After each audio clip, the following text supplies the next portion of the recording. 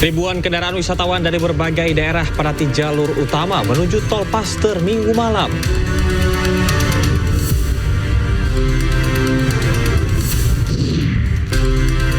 Presiden Prabowo Subianto ancam jajarannya yang bekerja lambat bakal ditinggal di pinggir jalan.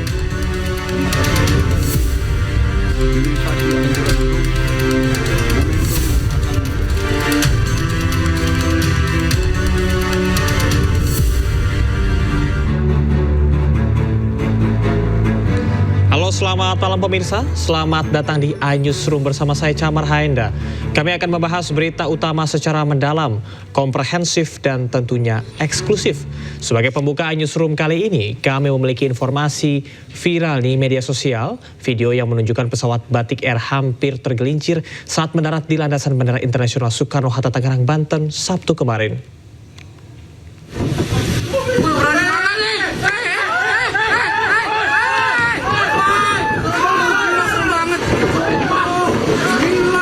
Dalam video yang beredar, pesawat terlihat mendarat saat kondisi hujan deras dengan sayap kanan nyaris menyentuh landasan. Pihak maskapai Batik Air pun menyampaikan bahwa betul pesawat dengan registrasi PKLDJ melakukan pendaratan ketika situasi hujan cukup lebat. Kemudian saat pesawat mendekati landasan pacu, terjadi peningkatan kecepatan angin dari arah samping. Meski demikian, pendaratan berlangsung dalam kondisi aman dan telah mengikuti seluruh prosedur operasional standar penerbangan. Berdasarkan hasil inspeksi pesawat usai mendarat, tidak ditemukan adanya kerusakan dan pesawat dinyatakan aman serta layak untuk melanjutkan operasional.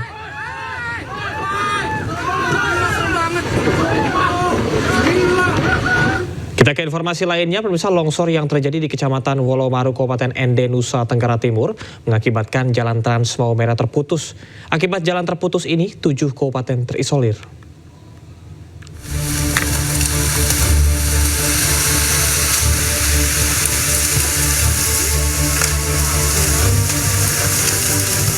Longsor terjadi di jalur Trans Ende Maumere KM 56, Dusun Duan Dunggi Loo, Desa Lise, Puu, Kecamatan Wolo, Nusa Tenggara Timur.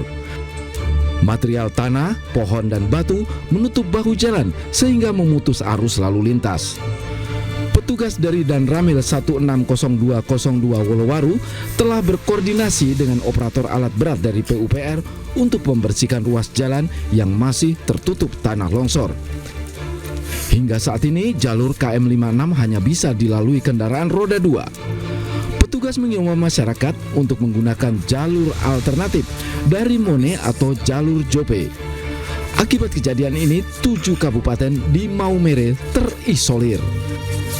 Dari Ende, Joni Nura, iNews melaporkan. Ribuan kendaraan wisatawan dari berbagai daerah mulai memadati jalur utama menuju Tol Paster Minggu malam.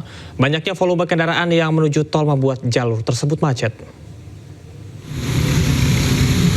Kepadatan kendaraan terjadi dari kawasan Jalan Dr. Junjunan menuju Tol Paster.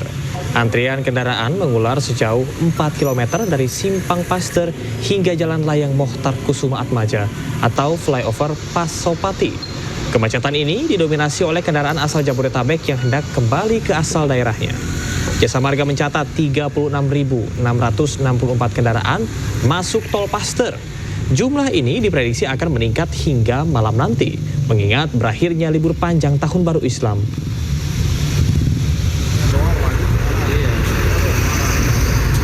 Ruas tol Jakarta Cikampek hingga malam hari terpantau padat merayap. Tingginya volume kendaraan yang mengarah ke Jakarta membuat kendaraan hanya bisa merayap. Kepadatan didominasi oleh kendaraan pribadi dan bus.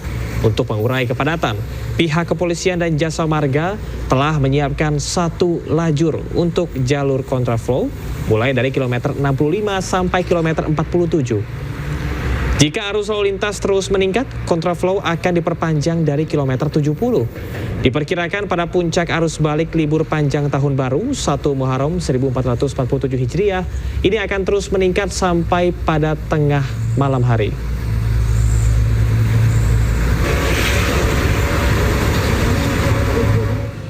Libur panjang Tahun Baru Hijriah, aktivitas warga Jakarta dan sekitarnya ramai malam ini. Dan untuk mengetahui situasi dan kondisi terkini, kita pantau situasi terkini di sejumlah titik melalui kamera pengawas NTMC Polri.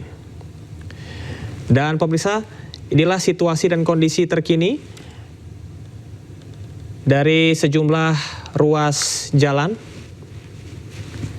Dan terpantau di beberapa ruas jalan ini masih terpantau lengang. Di Bekasi, pemirsa, ini merupakan salah satu titik terpadat di kedua arah dan didominasi oleh kendaraan roda 2. Sementara di pojok kiri bawah, ini merupakan di Tol Cileunyi, Bandung, Jawa Barat. Terpantau situasi dari arus lalu lintas masih terpantau lengang, sama seperti di gerbang tol Bekasi. Sementara di pojok kanan atas, pojok kiri atas,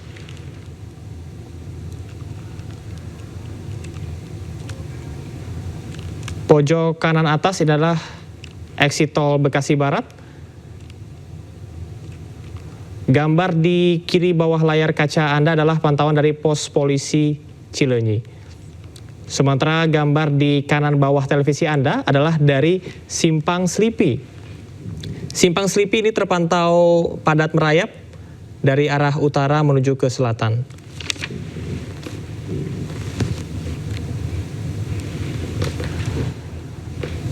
Aksi kekerasan kembali terjadi di Kabupaten Intan Jaya, Papua Tengah. Seorang polisi menjadi korban penganiayaan yang diduga bagian dari kelompok kriminal bersenjata.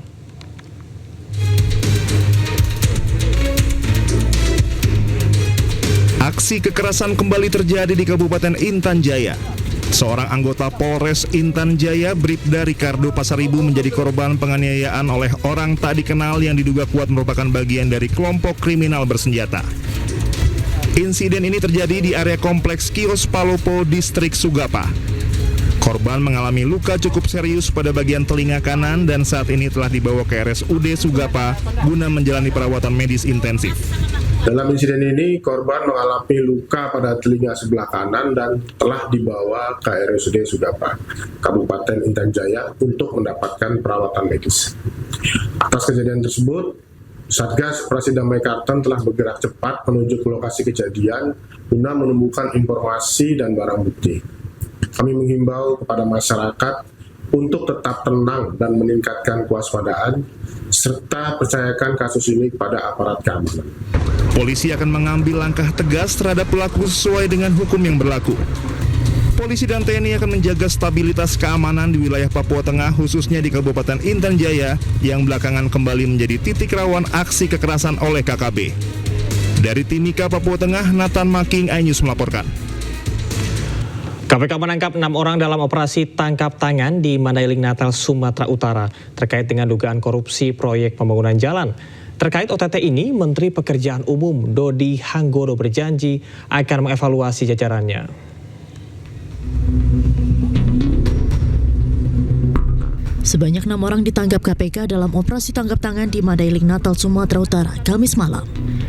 OTT ini terkait dengan dugaan korupsi proyek pembangunan jalan di Dinas Pekerjaan Umum dan Tata Ruang PUPR dan preservasi jalan di Satuan Kerja Pelaksanaan Jalan Nasional Wilayah 1 Sumatera Utara. Juru bicara KPK Budi Prasetyo mengatakan 6 orang tersebut telah dibawa ke Gedung Merah Putih KPK.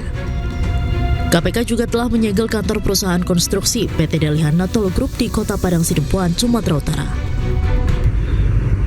Benar bahwa pada Kamis malam 26 Juni, KPK telah melakukan kegiatan tangkap tangan di wilayah Mandailing, Natal, Sumatera Utara. Bahwa kegiatan tangkap tangan tersebut terkait dengan dugaan tindak pidana korupsi pada proyek pembangunan jalan di Dinas PUPR dan juga reservasi jalan di PJN Wilayah 1 Sumatera Utara. Bahwa pada kegiatan tangkap tangan tersebut KPK telah mengamankan sejumlah 6 orang dan malam ini langsung dibawa ke Gedung Merah Putih KPK Jakarta untuk dilakukan pemeriksaan lebih lanjut. KPK tentu akan mengupdate siapa-siapa saja yang diduga terlibat dalam perkara ini dan bagaimana konstruksi utuh perkaranya pada kesempatan berikutnya. Menteri Pekerjaan Umum Dodi Hanggodo menyerahkan sepenuhnya proses hukum kepada KPK usai penangkapan 6 tersangka dalam proyek pembangunan jalan di Sumatera Utara. Kementerian PU juga akan mengevaluasi seluruh jajarannya sesuai instruksi Presiden Prabowo Subianto. Regardless, saya sudah bicara berbuih-buih pentingnya integritas, pentingnya menghadirkan Tuhan di hati, tapi ya masih aja begini. Tapi dengan segala hormat, dengan menjunjung tinggi asas praduga tidak bersalah, kami serahkan seluruh prosesnya kepada para aparat penegak hukum. Mulai minggu depan, atas restu Pak Presiden, kami harus mengevaluasi seluruh jajaran PU dari mulai eselon 1 sampai BPK agar kejadian-kejadian seperti ini tidak terulang lagi di masa depan. Diketahui operasi tangkap tangan ini adalah operasi senyap kedua KPK pada tahun 2025. Tim Liputan iNews melaporkan. Terima kasih Anda masih di iNewsroom. Pemirsa, Ketua Ikatan Arsitek Indonesia Jakarta menilai rumah subsidi 14 meter persegi yang akan dibangun pemerintah dianggap tidak layak secara fisik, sosial maupun psikologi. Meski demikian, Menteri Perumahan dan Kawasan Pemukiman Marwarar Sirait optimis atas pembangunan rumah subsidi tersebut.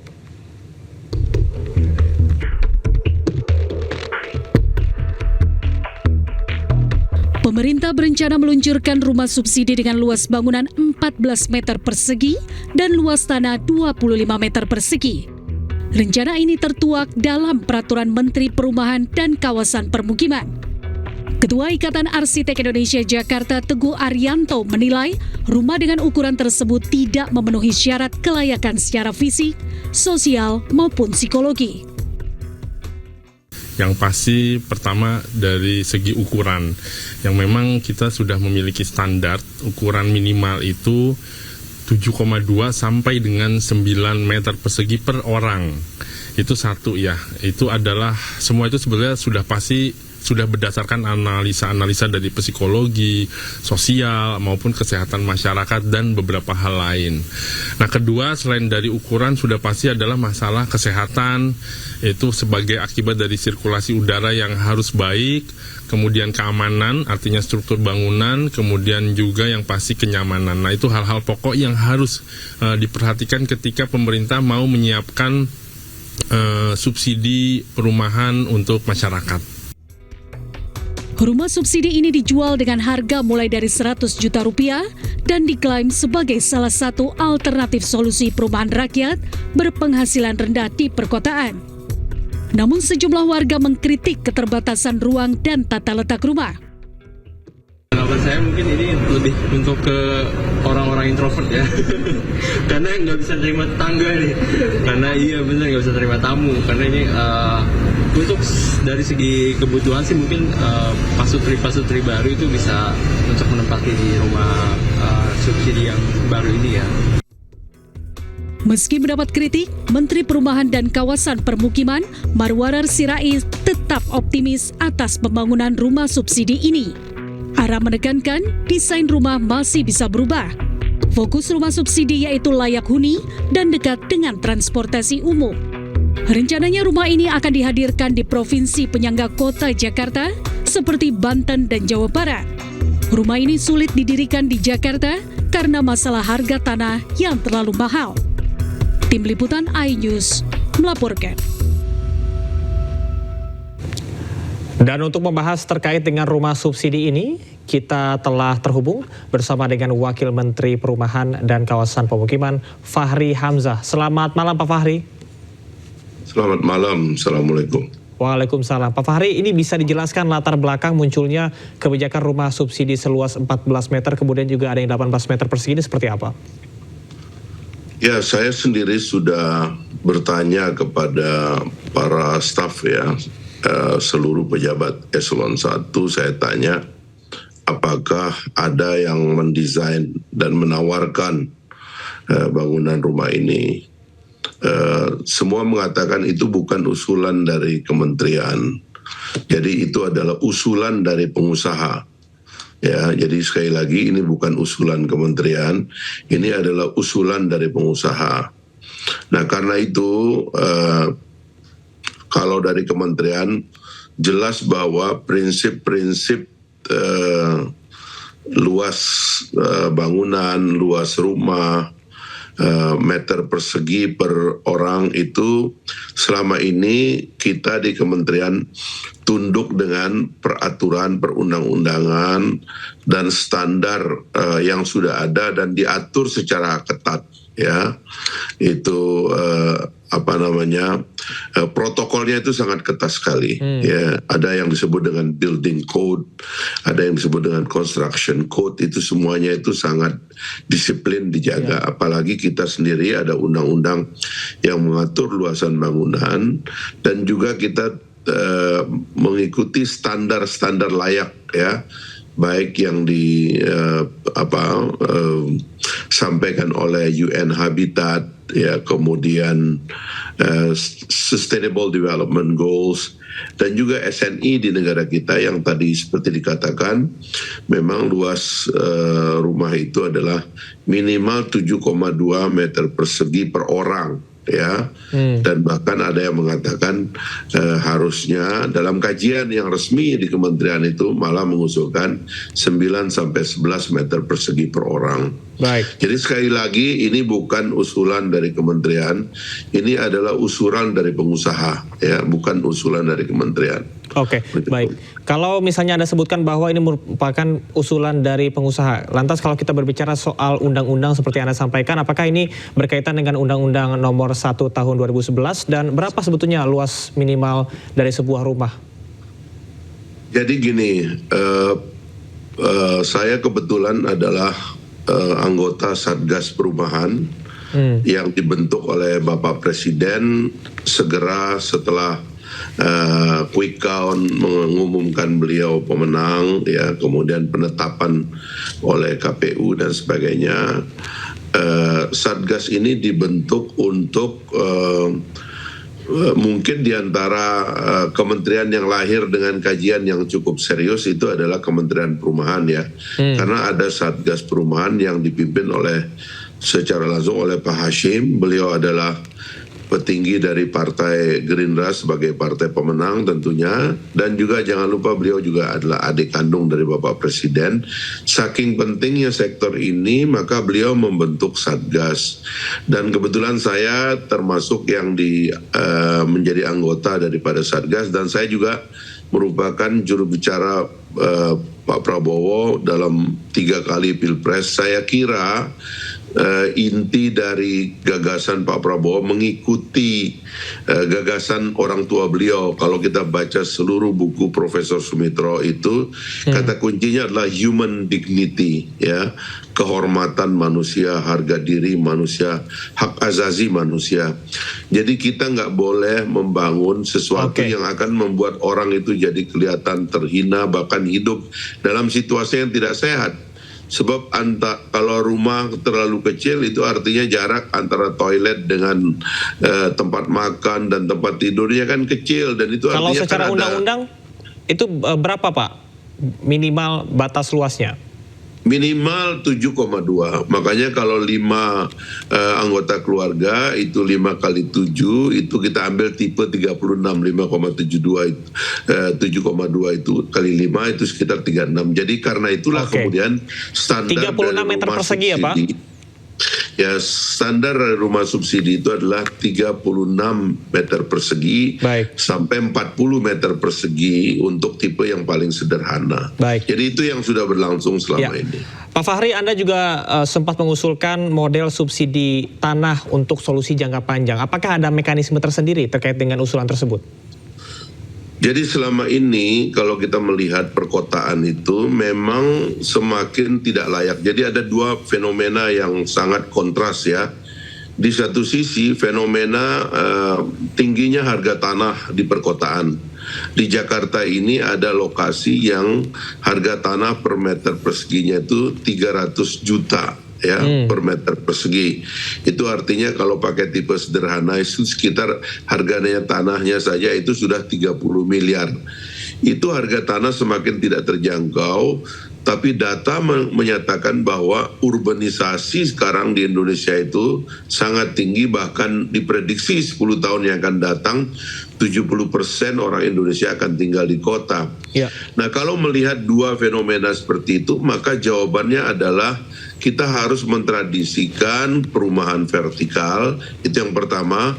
Yang kedua, negara harus mengambil kendali terhadap harga tanah. Sebab harga tanah ini dalam 20 tahun terakhir, 25 tahun terakhir itu, negara abai menggunakan pasal 33 untuk mengendalikan harga tanah. Padahal pasal 33 menurut Bapak Presiden, beliau berkali-kali mengatakan saya akan menggunakan pasal 33, itu artinya bumi, air, dan kekayaan alam yang terkandung di dalam kuasai negara termasuk tanah di dalamnya. Harus dikendalikan oleh negara supaya tanah tidak menjadi elemen spekulasi, harga tanah di perkotaan makin tinggi sehingga rakyat biasa terlempar dari kota tinggal di pinggiran dengan rumah yang tidak layak. Ini tidak manusiawi dan ini bukan tujuan kita bernegara. Pak Fahri? Ya, Pak Fahri, kalau Anda sempat sampaikan tadi bahwasanya harga tanah semakin naik dan juga semakin terbatas, lantas mengapa memilih untuk subsidi rumah dibandingkan dengan membuat rumah susun atau rumah bertingkat? Jadi kalau kita sudah mengendalikan tanah, maka elemen subsidinya kita pindahkan kepada tanah. Saya mengusulkan bahwa tanah justru digratiskan karena ini perintah awal dari Bapak Presiden. Dalam briefing awal mengatakan sulit kita ajak swasta membangun rumah subsidi, kata beliau. Kenapa? Karena harga tanahnya mahal. Maka kata beliau, gunakanlah tanah-tanah milik pemerintah terlebih dahulu. Tanah yang dikuasai negara, BUMN, tanah Pemda, BUMD, tanah-tanah yang ada di dalam persengketaan yang sangat mungkin dimenangkan oleh negara. Itu yang kita pakai dan kita gratiskan sebagai elemen subsidi bagi rakyat. Dibangun di sekitar arena-arena transportasi, transit oriented development seperti di stasiun kereta, bus dan sebagainya, supaya akses orang kepada alat transportasi menjadi gampang sehingga kehidupannya jadi lebih murah. Pak Fahri, itu maksudnya kira-kira. Ya, Pak Fahri, penegasan artinya rumah bersubsidi kedepannya akan 36 meter persegi. Ya, seperti yang standar disebutkan di dalam undang-undang. Jadi kita membangun rumah rakyat itu bukan cuma untuk datang sebentar, tapi untuk menghidupkan anaknya, keluarganya, mendidik keluarganya, beribadah, mendapatkan kenangan, healing mentalnya, jiwa, raganya, semuanya itu di dalam rumah. Kalau rumahnya tidak layak, bagaimana orang bisa hidup dengan penghidupan yang baik gitu. Pak Fahri, terima kasih banyak atas informasinya dan tentunya masyarakat berharap dan menunggu realisasi dari pemerintah seperti apa. Terima kasih Pak Fahri atas informasinya. Salam sehat, selamat malam. Salam semuanya, terima kasih.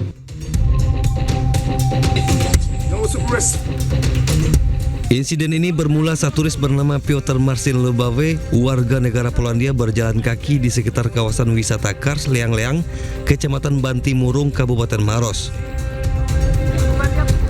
Turis tersebut merasa terganggu dengan sejumlah anak-anak dan warga yang mengikuti dan menyebutnya dengan kata-kata tidak pantas. Warga yang merekam kejadian itu kemudian mengunggahnya ke media sosial hingga viral dan menuai beragam komentar. Kapolsek Bantimurung AKP Siswandi menyebut peristiwa ini terjadi akibat miskomunikasi antara turis dengan warga sekitar. While I was walking and trying to demand and teach someone what it means respect, that you shouldn't be taken away your own dignity to make something for yourself, and that was making me very upset and angry when you say one time go away, you should go away. And I'm trying to be patient, and I'm a patient man, but sometimes when the string is pulled too hard, not only when it's pulled too little, you're gonna make a mistake, because when it's string too hard, it's gonna snap when the right moment gonna come, and I will get angry. Then I have right to protect myself in self-defense, not only me, but also the rules of Bushido, and then you can get snapped. So I said, go away, and they still stopped following me. So I took a stone and a bamboo stick, say, Karena kesalahpahaman atau keterbatasan bahasa, karena yang bersangkutan tidak terlalu fasih bahasa Inggris, asalnya yang bersangkutan ini dari Polandia. Pihak imigrasi Makassar telah memanggil turis tersebut untuk dimintai klarifikasi lebih lanjut. Jika terbukti melanggar aturan keimigrasian, tindakan tegas akan diberikan. Tetapi secara administrasi bahwa paspornya masih berlaku, dia masih menggunakan visa VOE yang masih berlaku juga tentunya. Dan nanti kita minta keterangan agar jelas secara administrasinya. Kasus ini menjadi pelajaran penting agar wisatawan dan warga bisa saling menghargai serta menjaga keharmonisan di kawasan wisata. Dari Kabupaten Maros, Sulawesi Selatan, Wahyu Ruslan, Ainus melaporkan. Pemirsa, Jakarta Fair Kemayoran atau Pekan Raya Jakarta ramai pengunjung di akhir pekan. Tidak sedikit pengunjung yang datang memboyong keluarga untuk menikmati semua keseruan di PRJ. Antusias pengunjung tampak ramai memadati kawasan ini hingga malam hari. Salah satu ciri khas menarik dari gelaran PRJ adalah banyaknya pengunjung yang menggendong tas makanan ringan berukuran besar. Tidak sedikit pengunjung yang berbelanja dengan membawa koper lantaran banyak diskon yang diburu. Sejumlah tenan kuliner yang tengah viral di media sosial juga tidak kalah ramai pengunjung.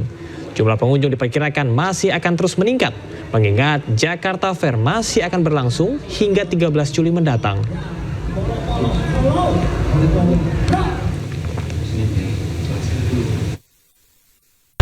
Dan pemirsa, untuk mengetahui informasi terkini di Jakarta Fair, sudah ada rekan Salam Pulungan. Ya, selamat malam Salam. Semakin malam apakah pengunjung semakin ramai di Jakarta Fair?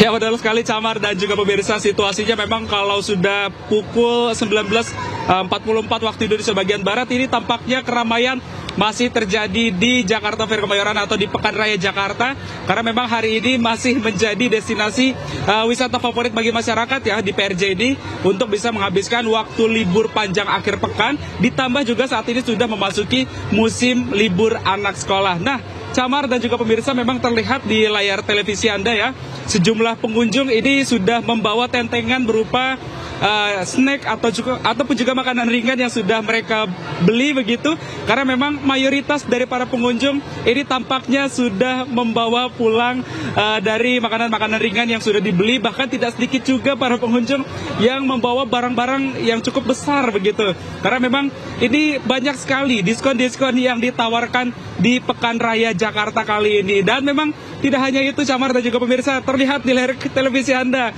ini ada salah satu pengunjung yang tampaknya membawa koper. Memang kalau kita perhatikan ya, isi dari koper tersebut adalah makanan ataupun juga jajanan yang mereka sudah beli kemudian dimasukkan ke dalam koper, sehingga ini bisa lebih tampak efisien dan juga efektif begitu ya.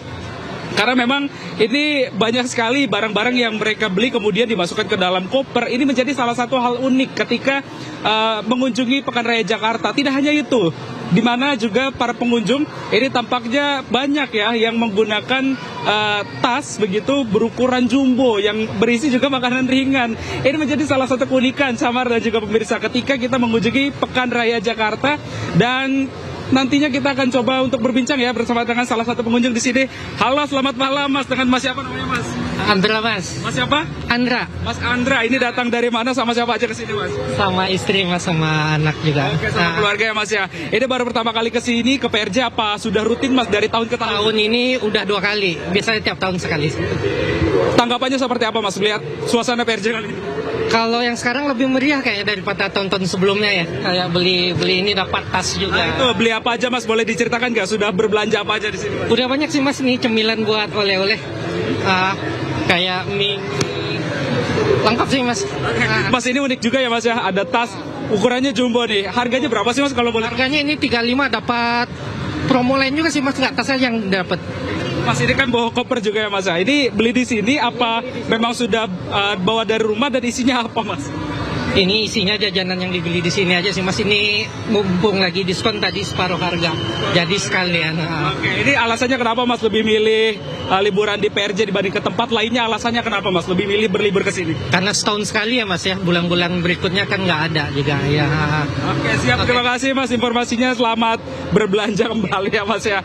Itu dia Camar dan juga pemirsa bincang kami bersama dengan salah satu pengunjung yang memang banyak sekali ya membawa oleh-oleh, terutama juga yang sama seperti saya nih Camar dan juga pemirsa yang lapar. Ini banyak sekali stand-stand ataupun juga booth kuliner yang bisa kita eksplorasi lebih jauh di sini. Mungkin Camar dan juga pemirsa tertarik, kami tunggu kehadirannya di Pekan Raya Jakarta. Camar.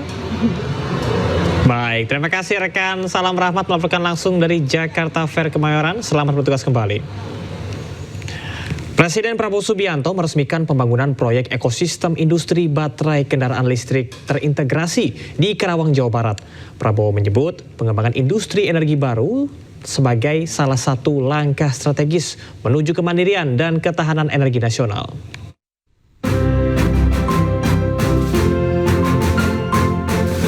Presiden Prabowo Subianto meletakkan batu pertama pembangunan proyek ekosistem industri baterai kendaraan listrik terintegrasi konsorsium Antam IBC-CBL di kawasan Arta Industrial Hills, Karawang, Jawa Barat pada Minggu siang. Dalam sambutannya, Presiden Prabowo menekankan pentingnya pengembangan industri energi baru sebagai salah satu langkah strategis menuju kemandirian dan ketahanan energi nasional. Siang hari ini, hari Minggu 29 Juni 2025, saya Prabowo Subianto, Presiden Republik Indonesia,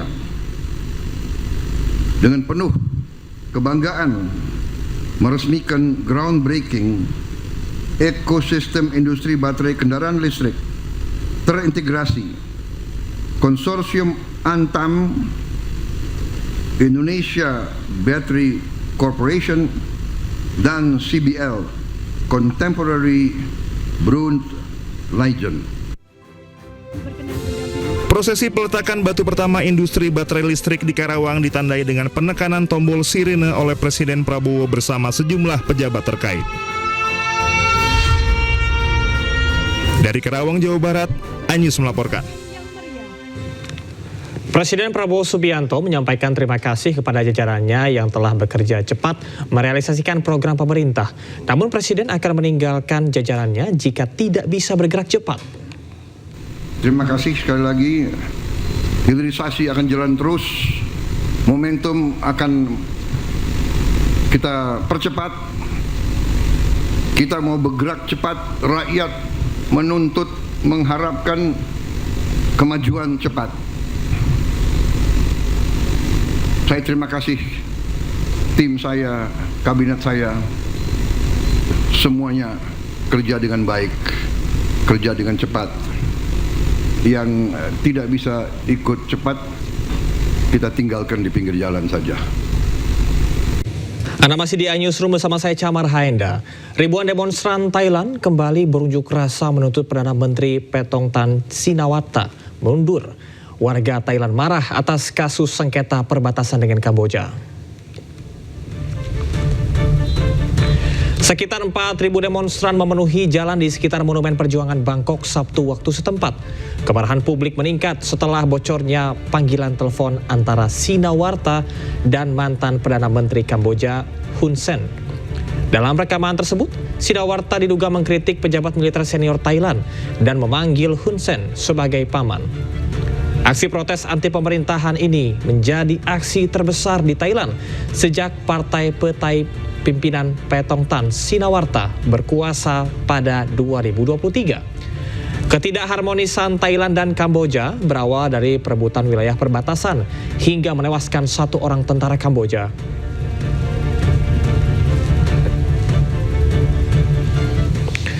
Presiden Prabowo Subianto mengatakan kawasan Indonesia dalam kondisi penuh perdamaian di tengah situasi kondisi dunia diwarnai konflik. Prabowo menyebut tidak ada kemakmuran yang bisa dicapai tanpa perdamaian. Kerjasama ini saya kira adalah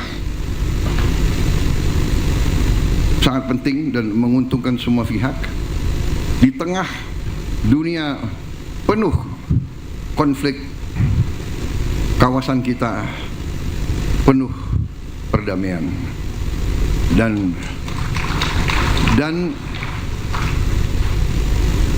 Tidak ada kemakmuran bisa kita capai tanpa perdamaian.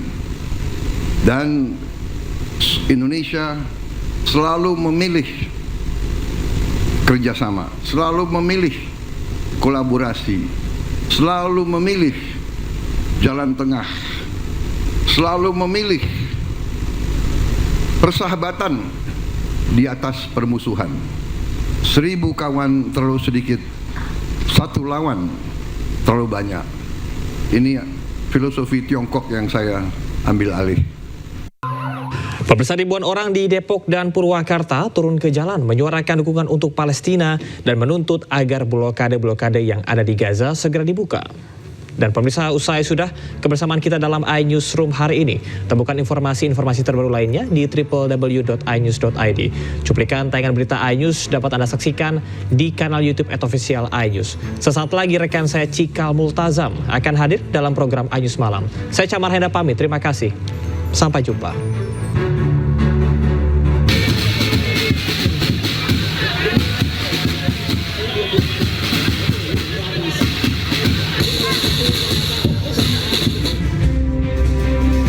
Global March to Gaza hadir memeriahkan Car Free Day di Jalan Margonda Raya, Kota Depok, Jawa Barat. Aksi ini juga menuntut agar blokade-blokade yang ada di Gaza segera dibuka agar bantuan kemanusiaan dapat masuk untuk rakyat Palestina. Ribuan partisipan berjalan di jalur CFD sambil membentangkan bendera raksasa merah putih dan Palestina. Tidak hanya itu, massa juga membawa poster berisi seruan dukungan untuk rakyat Palestina. Kita menyuarakan agar kiranya Palestina bisa merdeka, dan nabi khusus untuk kita bisa supaya blokade-blokade yang ada di Gaza itu segera dibuka. Supaya apa? Supaya bantuan-bantuan kemanusiaan yang untuk diberikan kepada Gaza bisa masuk ke dalam. Seluruh peserta untuk Ikhwan langsung maju ke depan. Kiri untuk akhwat atau ibu-ibunya dipersilakan mengambil posisi di belakang. Dari Ustadz Hilman.